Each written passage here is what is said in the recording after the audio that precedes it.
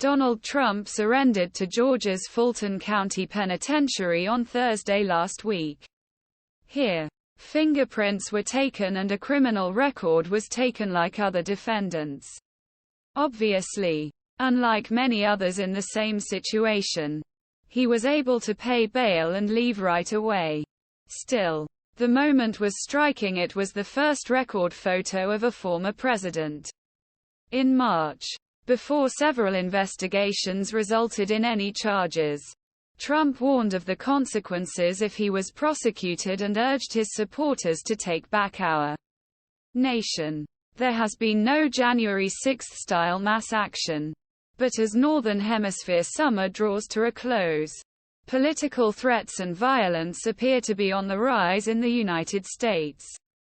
Fani Willis, an African-American woman and authorized Fulton County District Attorney who accused Trump of being part of a conspiracy to reverse the 2020 presidential election results in Georgia, faced threats. The grand jurors who evaluated the evidence in the Georgia case were defamed by Trump supporters, putting them at risk of violence while performing their civic duty.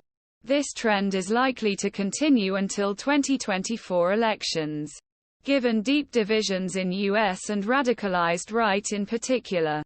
Help us uncover the truth about COVID-19. The COVID-19 public investigation is a historic chance to find out what really happened.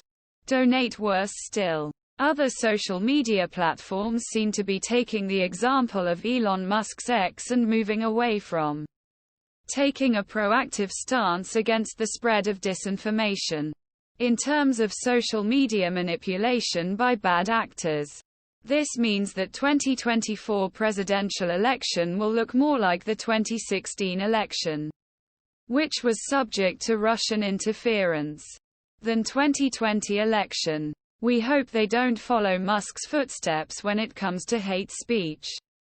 Among them is TikTok's phenomenon Libs, which recently ran a story about a woman in Portland, Oregon who provided gender-affirming care for transgender people and harassed staff to the point where she was banned from the clinic.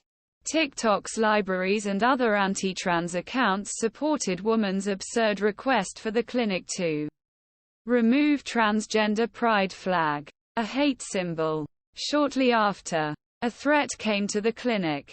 Meanwhile, two LGBTIQ centers in Orlando, Florida, found on Saturday that outdoor murals were defaced with anti-gay and Nazi graffiti.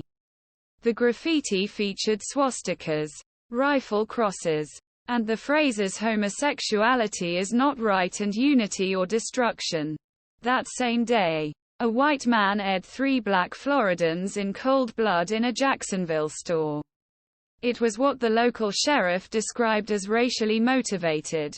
These events came just after a San Bernardino, California store owner who refused to take down the LGBTIQ pride flag was aired by a man known for liking and sharing anti-LGBTQ content on social media. And this is a far from exhaustive list of recent threats and acts of violence from the right. So what else should we expect in a country where prominent members of the Republican Party